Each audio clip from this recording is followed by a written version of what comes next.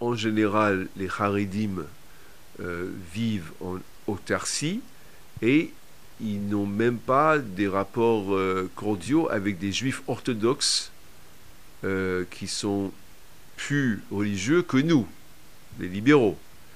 Pour déjà de monde juif orthodoxe, nous, les libéraux, on n'est pas reconnus comme un mouvement légitime dans le judaïsme.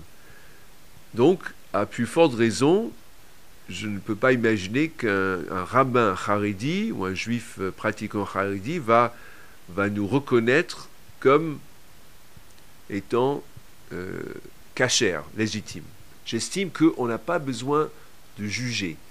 Je sais que ça ne pourrait pas être réciproque. Donc, c'est-à-dire que j'estime que nous, on a besoin d'avoir une plus grande ouverture d'esprit, c'est-à-dire, même si je ne suis pas d'accord, je vais respecter, tout en sachant qu'on ne va pas respecter mon choix ou les choix des membres avec lesquels je travaille. Je comprends la stratégie. Moi, je n'adopterai pas la même stratégie parce que j'estime qu'il faut donner à nos enfants la possibilité de découvrir les matières profanes, d'avoir des amis qui ne sont pas juifs.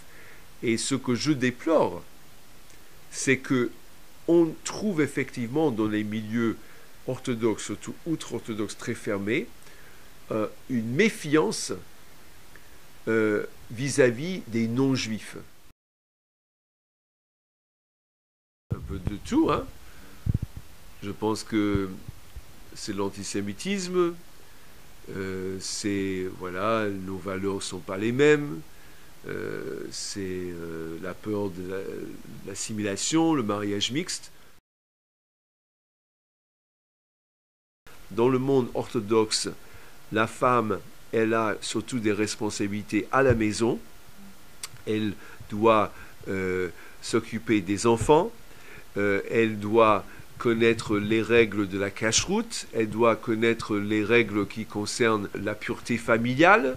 Elle doit s'occuper des questions de la transmission, voilà, vis-à-vis de leurs enfants.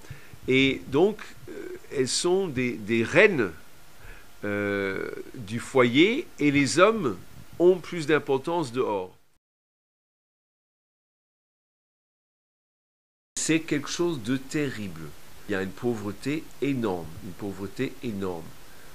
Alors, est-ce qu'un rabbin ultra-orthodoxe va dire « Maintenant, on demande à tous nos hommes d'arrêter d'étudier la Torah jour et nuit et aller chercher du travail parce que le travail c'est plus important ». I don't know.